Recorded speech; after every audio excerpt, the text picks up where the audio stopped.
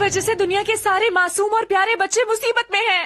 अगर ऐसा नहीं होता तो सोचो बच्चों के लिए ये दुनिया कितनी खूबसूरत और खुशहाल होती। तुम्हें पता है आज क्या हुआ डोरेमोन? ये तुम क्या कह रहे हो? पता है स्कूल में? स्कूल? टीचर की वजह से आज मुझे कम मार्क्स मिले डोरेमोन। लेकिन इसमें तो तुम्हारी ही गलती है ना।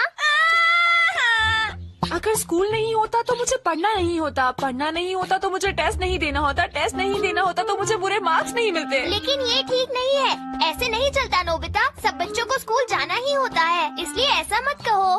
हम बच्चों का कुछ नहीं हो सकता। तुम्हें ऐसा नहीं कहना चाहिए नोबिता। कोई बात नहीं, तुम अभी खुश हो जाओगे। अरे यहाँ क्या हुआ है दोस्तों? ये तो बहुत ही खराब है। मुझे समझ में नहीं आ रहा कि आखिर ऐसा हुआ क्यों। यहाँ पर पहले कितने सुंदर फूल हुआ करते थे ना। लेकिन अब देखो यहाँ क्या हो गया है। मुझे ये सब देखकर बहुत दुख हो रहा है। अरे ये तो बिल्कुल भी अच्छी बात नहीं है।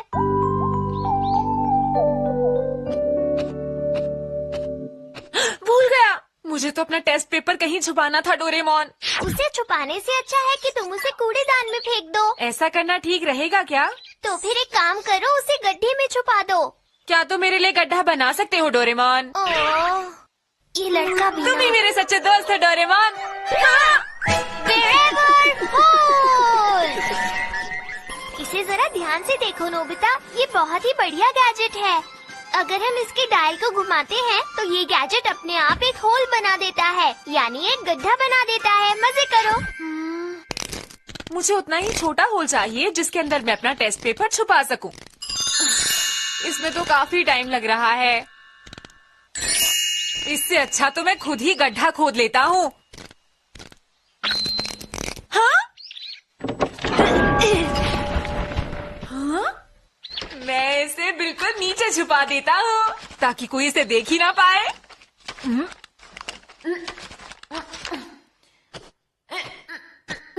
ये तो बहुत ही गहरा गड्ढा है। मैं कहाँ छुपाऊं समझ ही नहीं आ रहा। क्या करूं? हाँ? अरे हाँ?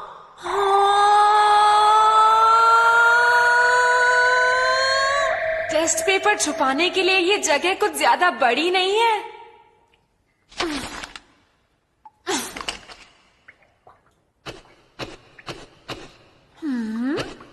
लग ही नहीं रहा मैंने टेस्ट पेपर छुपाया है। गड्ढा खोदकर उसमें छुपा देता हूँ।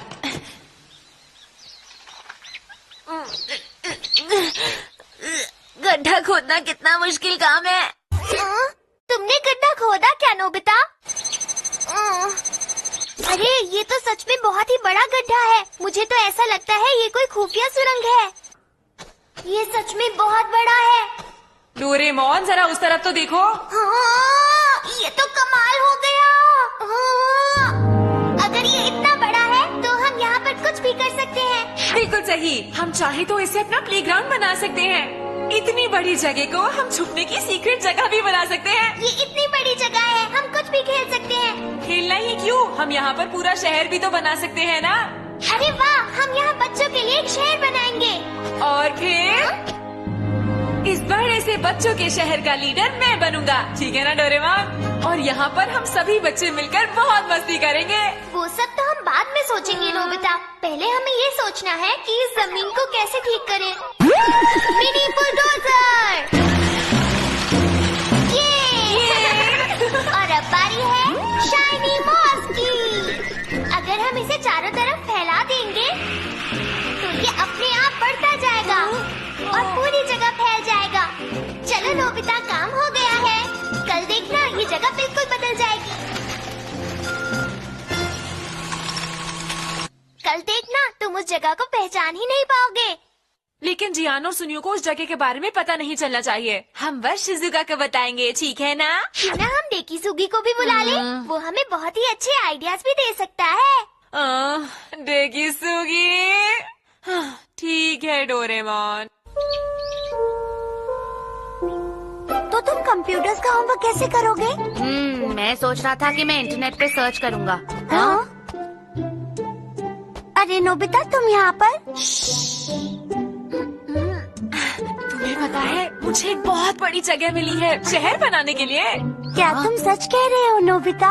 हम तुम्हारे साथ हैं। मैं जल्दी से अपना बैग रख के आता हूँ, ठीक है?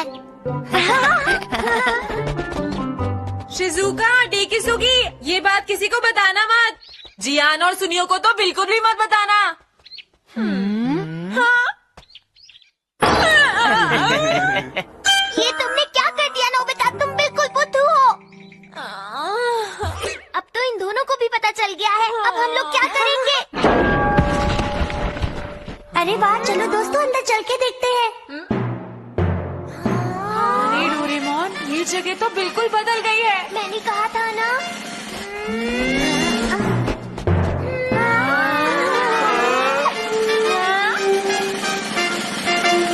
कितनी सुंदर जगह है।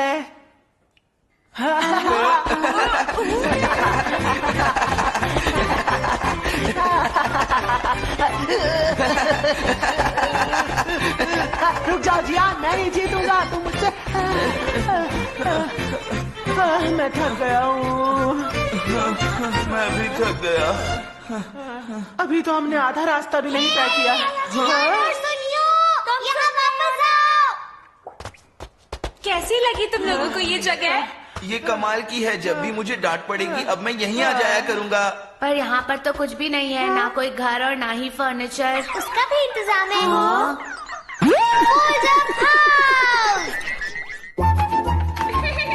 अब देखना। देखा? वैसे तो ये पेपर से बना है पर बहुत मजबूत है। मेरे पास बहुत सारे घर हैं, जिसको भी चाहिए ले लो।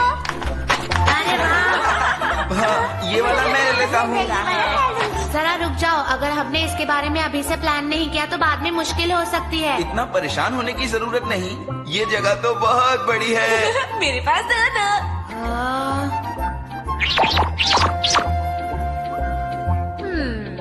चलो मैं यहाँ पर एक रोड बना देता हूँ, बिल्कुल सीधी। हाँ सुनियो, मैं वहाँ पर एक रोड बना रहा हूँ, अपना घर हटाओ। मैं तुमसे पहले यहाँ पर आया था नोबिता, समझे तुम?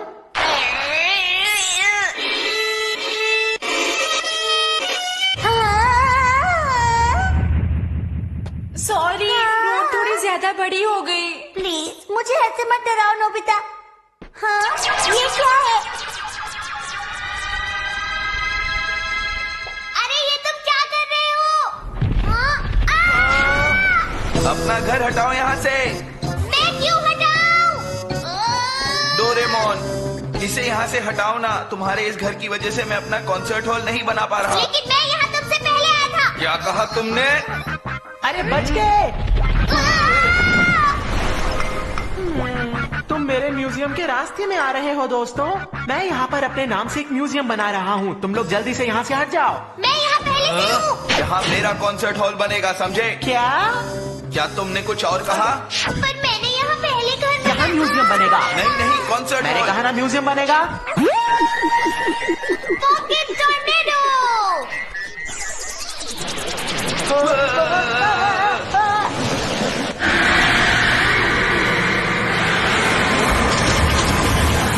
मैंने अच्छी रोड बनाई ना शिजुका? लेकिन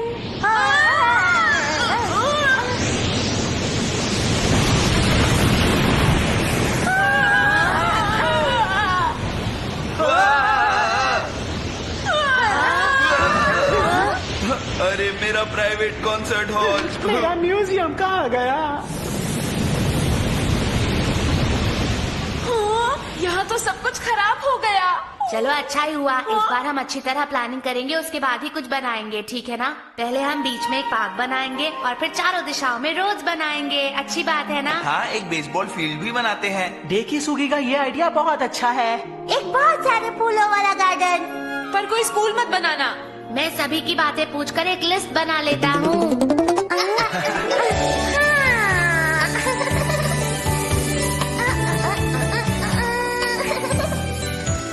क्या बात है, कितना सुंदर है।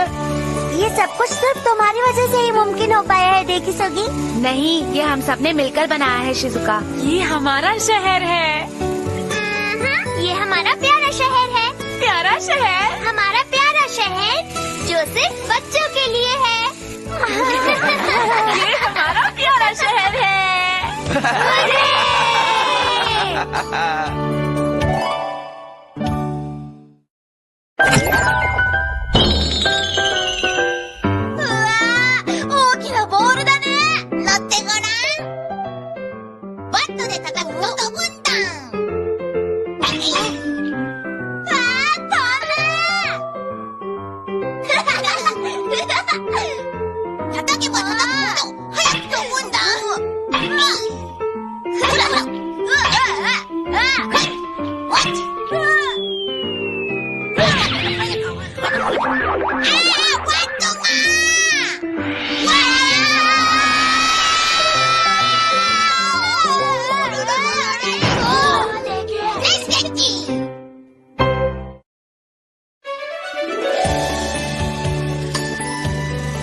मैं तो वो वाला लूंगा। और मैं वो वाला लूंगी। हाँ। मैं कौन सा लूं? मैं तो वो लूंगा, जा रहा हूँ। हाँ?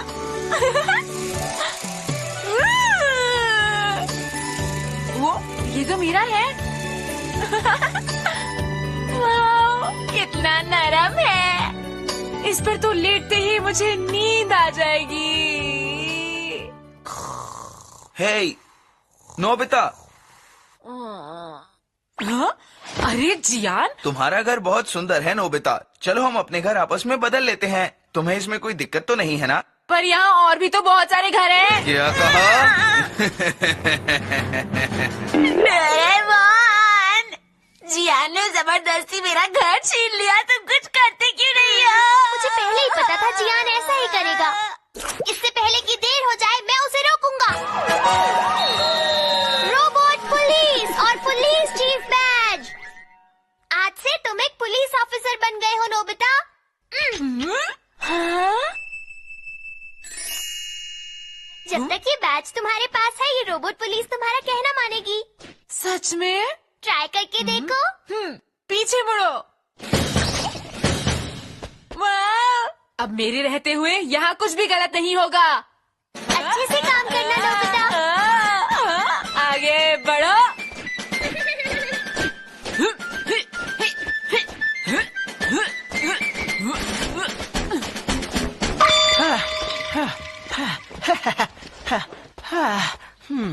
हे सुनियो, तुम ये सब क्या ले जा रहे हो? ये सारी कॉमिक बुक्स हैं जियान, अब मैं इन्हें आराम से पढ़ पाऊंगा। अच्छा, कॉमिक्स। हे, ये सारी कॉमिक्स तुम यहीं छोड़ दो। मैं यहाँ लाइब्रेरी बनाऊंगा। मुझे अरे अब मुझे दे भी दो। रुक जाओ जियान।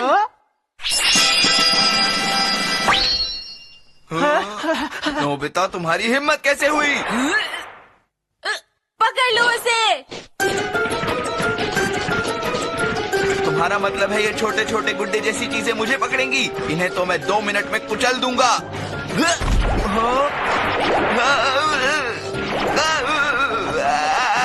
क्या तुम सच कह रहे हो? हाँ, ये सच है। ये तो अच्छा नहीं हुआ।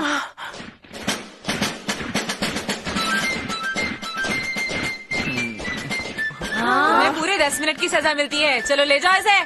तुमने तो कमाल कर दिया नोबिता। वो दरअसल मेरे दोस्तों, चलो अपने शहर को एक अच्छा शहर बनाते हैं, सारी बुराइयां मिटाते हैं। हाँ ठीक है। हमारे साथ और मुझे लगता है ऐसा सब कुछ करने के लिए तुम्हें एक लीडर की जरूरत होगी, और मुझसे अच्छा लीडर तो कोई हो ही नहीं सकता। क्या कहते हो? मैं जानता हूँ आप सब लोग दिल से चाहते हैं कि मैं ही लीडर बनूं। हमें इसमें कोई प्रॉब्लम नहीं है। मैं समझ गया, आप सब लोग यही चाहते हैं। तो आज से इस शहर का नाम नोबिता लैंड होगा, और ये रहा हमारे शहर का झंडा। अरे ये फिर से शुरू हो गया। अब हमें क्या करना चाहिए? चलो, हमें इसमें भी कोई प्रॉब्लम नहीं है। नोबिता अच्छा नोबिता है। अच्छा है। नोबिता नोबिता समझदार है। नोबिता अच्छा है। मैं चाहता हूँ इस नोबिता लैंड में और बच्चे शामिल हो, और हम उन्हें फ्री में चॉकलेट्स, खिलौने, पेस्ट्रीज, केक सब देंगे। आखिर ये नोबिता का नोबिता लैंड जो है। लेकिन इतने सारे पैसे कहाँ से लाओगे? देखो नोबिता, समझदारी से काम लो। मुझे तो लगता है अब तुम सबको मेरे साथ घर चलना चाहिए। तुम्हें होमवर्क भी तो करना होगा ना। अब जल्दी चलो। मेरे सपने को मत तोड़ो। वैसे तुम सही कह रहे हो, बहुत सारा होमवर्क है, करना पड़ेगा। आइडिया। तुम्हारा कहने का मतलब है मुझे होमवर्क करना पड़ेगा क्या? बिल्कुल सही, तुम्हें लीडर की बात माननी ही पड़ेगी, समझे तुम? आज से सबका होमवर्क तुम ही करोगे, ठीक है ना? मैं ऐसा नहीं कर सकता क्योंकि सभी को अपना होमवर्क खुद करना चाहिए, ये गलत बात होगी। हमें दूसरों की मदद करनी चाहिए, तुम्हें समझ नहीं आता? ये सब तुम क्या कह रहे हो नोबिता? चुप हो जाओ, अगर तुम मेरी बात नहीं मानोगे तो। हाँ? अच्छा ठीक है। तुम काफी समझदार हो। चलो ठीक है, आज से मुझे या नोबिता लैंड में किसी भी बच्चे को होमवर्क करने की जरूरत ही नहीं होगी। अब हम आराम से खेल सकते हैं, पर खेलने के लिए हमारे पास तो कुछ भी नहीं है। आइडिया। बोलो नोबिता, क्या बात है? आज से खेल डिपार्टमेंट तुम्हारा है। तुम डोरेमोन के पास जाओगे, उससे तुम गैजेट लोगे और फिर उसकी बहुत सारी कॉपीज बनाओगे। लेकिन मैं ही क्यों नोबिता? लगता है तुम्हें मेरी बात समझ नहीं आई, समझाऊं क्या? हाँ, अच्छा ठीक है, मैं तैयार हूँ। हाँ हाँ। और हमें किसकी जरूरत है? खाने की। अरे डोरेमोन, क्या बात है? मुझे ऐसे क्यों बुला रहे हो? मैं चाहता हूँ तुम यहाँ पर खाने की व्यवस्था करो। जाओ जाओ, जाकर खेतों में काम करो। हाँ? तुम सबको काम करते हुए देख मुझे बहुत खुशी हो रही है। मुझे यकीन है तुम सब अपने काम को बहुत अच्छे से करोगे, है ना? तुम कुछ ज्यादा ही सख्त नहीं हो रहे हो नोबिता? जे की सुगी को पकड़ लो।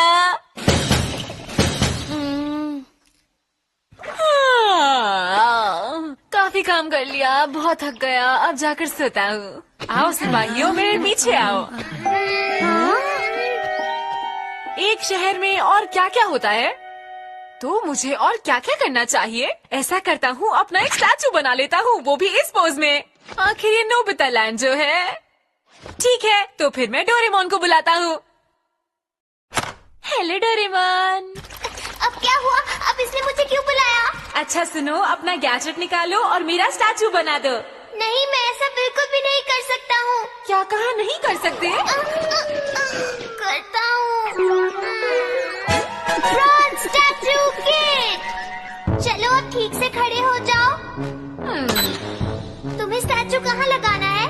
मुझे लगता है वहाँ उस जंगल में ठीक रहेगा। हाँ?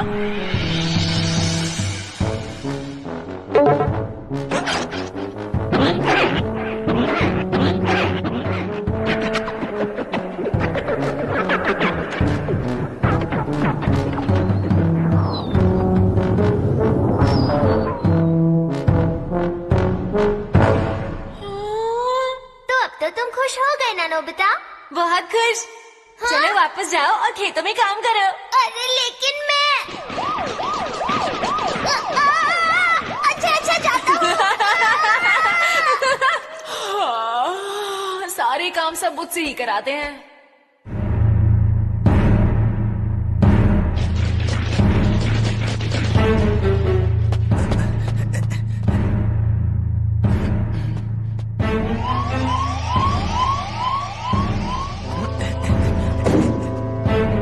सुनियो, मुझे पासवर्ड बताओ। पासवर्ड है नोबिता जियान। सुनियो, मैं तो भूल गया। अच्छा चलो कोई बात नहीं, अंदर आओ।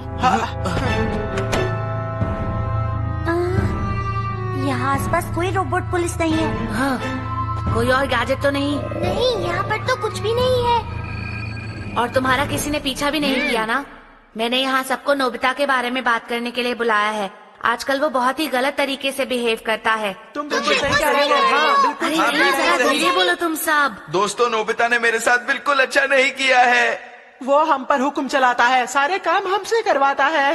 वो कहता है कि वो शहर के बारे में सोचता है, पर वो हमेशा सोता ही रहता है। अगर रोबोट पुलिस आसपास ना हो तो मैं उसे सबक सिखा दूंगा। मेरी समझ में नहीं आता कि नोबिता के पास रोबोट पुलिस आई कहाँ से? वो तो मैंने ही दी थी। डोरेमोन, फिर तो सारी गलती तुम्हारी है, समझे? देखो तुम लोग इतना शोर मत मचाओ। अरे सब शांत हो जाओ प्लीज। मुझे पता है सबको कैसा लग रहा हाँ? है। हम सबके विचार एक जैसे हैं। चलो हम सब साथ मिलकर रोबोट पुलिस को यहाँ से भगाते हैं। क्या बोलते हो? नोबिता, आज तो मैं तुम्हें नहीं छोड़ने वाला। तुमने मेरे साथ जो किया वो अच्छा नहीं था। जाकर देखो ये शोर कौन मचा रहा है। ये सब क्या? अगर हम सब मिलकर हमला करें तो हम रोबोट पुलिस को यहाँ से भगा देंगे।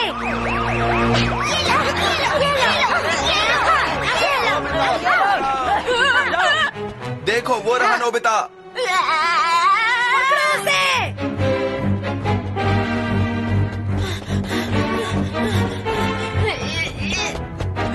अब मैं गड्ढा खोदकर उसी में छुप जाता हूँ। नहीं बचोगे।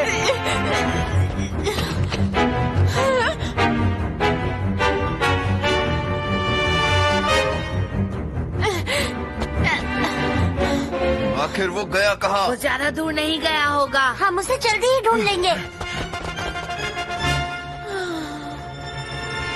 गड्ढा खोदना शुरू करता हूँ। हाँ? ये तो कुछ मेरे टेस्ट पेपर जैसा दिखता है। ये तो मेरा टेस्ट पेपर ही है। पर ये तो हाय मेरे प्यारे दोस्तों, तुम सब कैसे हो? अब तुम कहीं और नहीं भाग पाओगे नोबिता मेरे दोस्त। अरे ये क्या हो रहा है नोबिता? भागो, ये गिरने वाला है, भागो।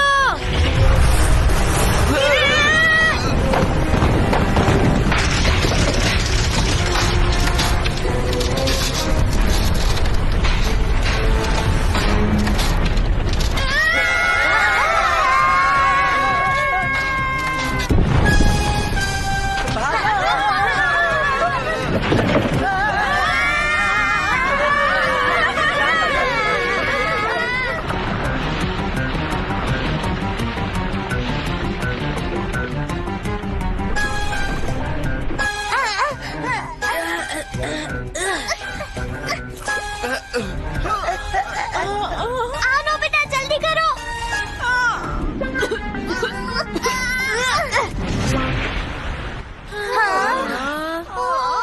अरे मेरा शहर तो। क्या कहा? किसका शहर नोबिता? वो जियान, दरअसल मैं तो। हाँ, तुमने गलत किया। मुझे माफ कर दो मेरे प्यारे दोस्तों।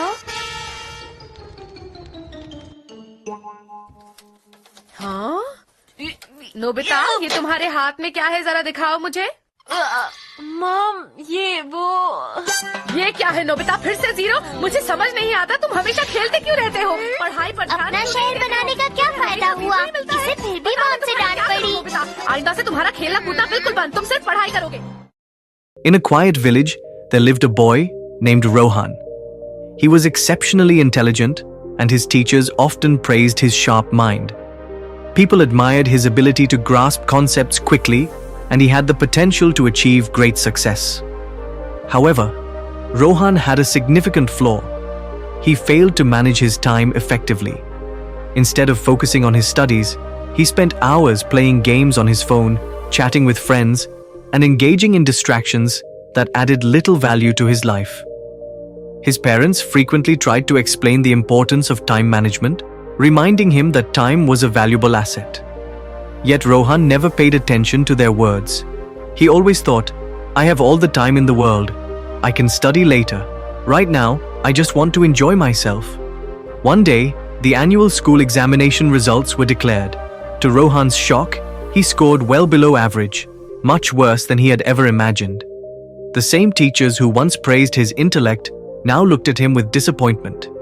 Even his friends, who once enjoyed his company, started to distance themselves, realizing that he was no longer the top performer in class. When he returned home that evening, his parents sat in silence, looking at his report card with clear disappointment in their eyes. Their expressions said more than words ever could. Rohan felt an overwhelming sense of regret, but he had no idea how to bring about a change in his habits. That night, unable to sleep, Rohan went to his grandfather, an elderly man known for his wisdom and respected by the entire village. Sitting beside him, Rohan opened his heart and confessed his feelings. Grandfather, I don't understand what went wrong. I've always been a bright student, but this time I failed. I don't know why this happened, he said with frustration. His grandfather listened patiently, then smiled and said, My dear boy, the issue is not that you lack intelligence. The real problem is that you have failed to respect time. Time is a gift. If you utilize it well, it will lead you toward success. But if you waste it, it will drag you backward and leave you with nothing but regret. Rohan frowned in confusion. But Grandpa, time is always there, isn't it? If I don't use it now, I can always use it later, right? His grandfather's smile faded, and he spoke in a serious tone. No, my child. Time is like the water of a flowing river. Once it passes, it never returns. Let me share a story with you that will help you understand why time is the most valuable treasure of all. Many years ago, there was a powerful ruler named King Aldrich.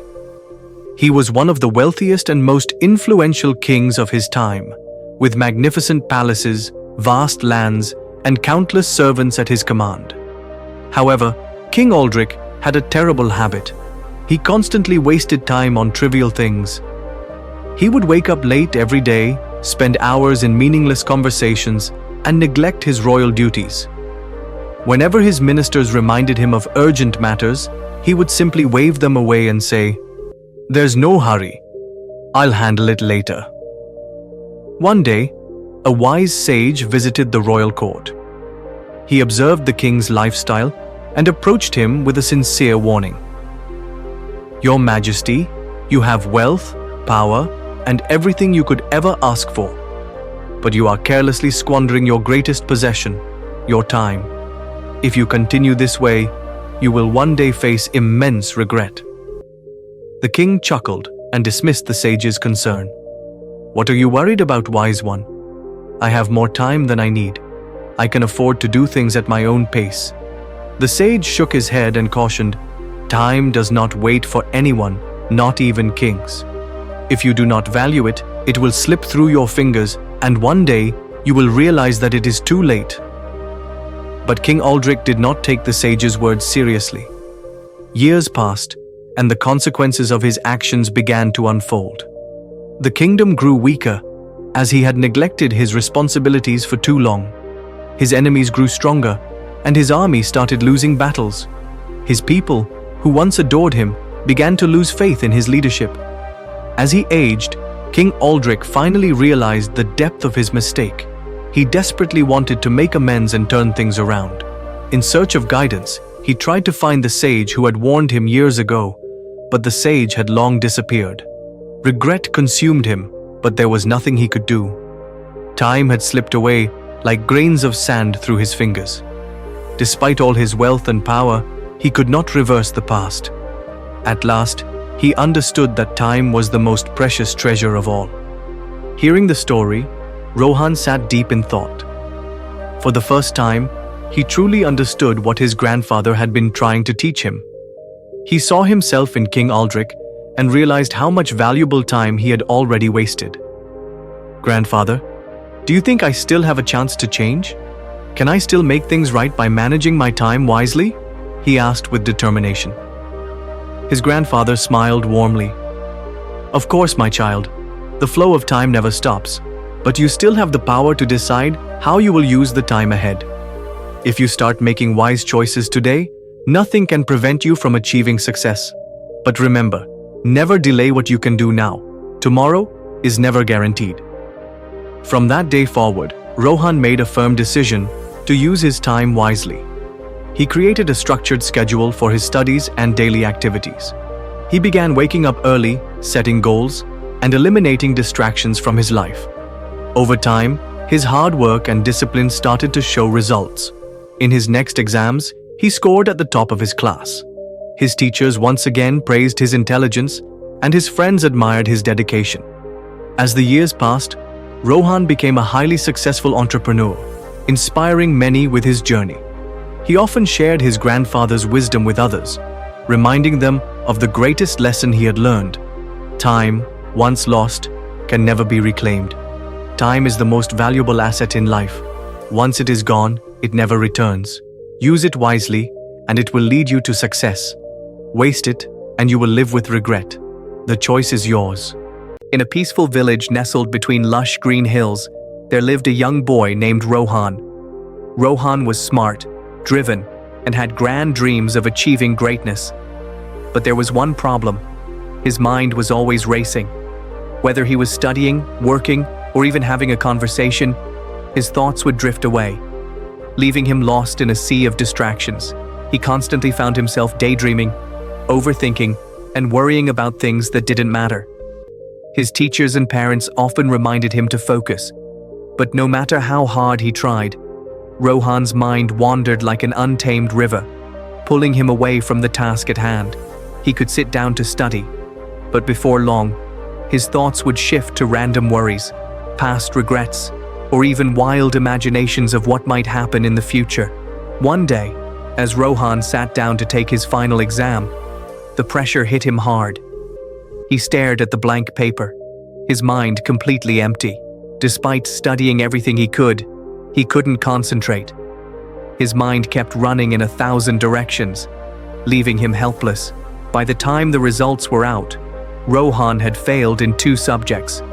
His friends were sympathetic, his teachers disappointed, and his parents were deeply concerned. That night, Rohan sat in his room, feeling crushed. He knew he had the potential to do well, but his inability to control his thoughts held him back.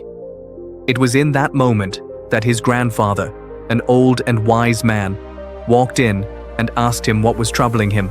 Rohan, with tears in his eyes, confessed, "Grandpa, no matter how hard I try, my mind keeps drifting away. I can't focus, and I waste my time thinking about things that aren't even important." His grandfather smiled gently and said, "Come with me, my boy.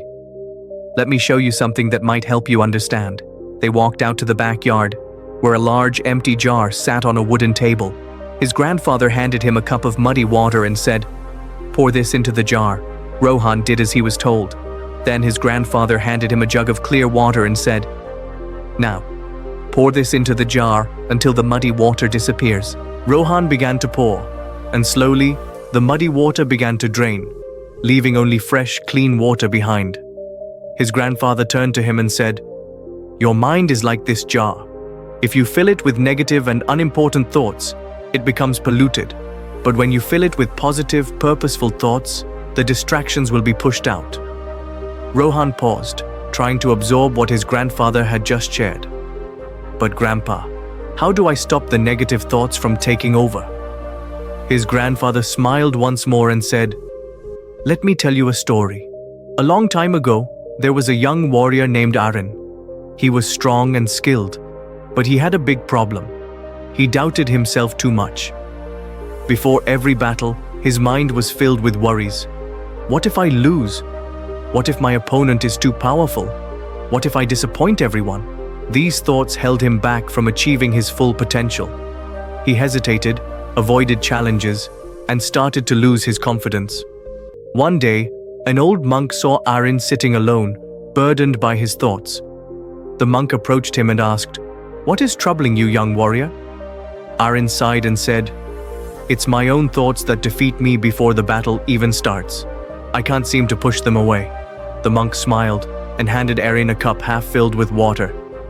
He then handed him a handful of salt and said, "Drop the salt into the cup and drink the water." Arun did as he was asked, but immediately spat the water out. It was far too salty. The monk then took Arun to a vast lake and asked him to drop the same amount of salt into the water. After doing so, the monk invited him to take a sip from the lake. This time, the water tasted fresh and pure. "The salt hasn't changed," the monk explained, "but the size of the container has. If your mind is small, even a little negativity can overwhelm you. But if you make your mind vast, like this lake, no amount of negativity can taint it." Arun understood. He realized that his mind was too narrow, and that's why small doubts and fears were taking over. From that day forward, he worked on expanding his mindset. He filled it with confidence, discipline, and courage. His self-doubt faded, and he became one of the greatest warriors of his kingdom. Rohan's eyes widened as he listened to his grandfather's story. He finally understood the message. His mind was too small, and that's why the wasteful thoughts had so much power over him. He needed to change his mindset, fill it with focus, determination, and positive thinking, so that the distractions would no longer have room to take hold. That night, Rohan made a decision. He was no longer going to let his wandering thoughts control him. He created a new routine for himself, one filled with mindfulness, meditation, and healthy habits. He worked on strengthening his focus, reading inspiring books, and staying engaged in tasks that mattered. When negative thoughts crept in, he replaced them with thoughts that helped him move forward. Over time, Rohan's focus improved. His grades got better, his confidence soared, and he started to see real progress. When the next exam came, he scored the highest in his class. Years later, Rohan became a renowned scientist, admired for his achievements and the way he overcame his mental obstacles. When people asked him how he managed to overcome his wandering thoughts, he would smile and say, "Your mind is like a jar. Fill it with positive thoughts, and there won't be room for the wasteful ones. Control your thoughts, and they will lead you to success."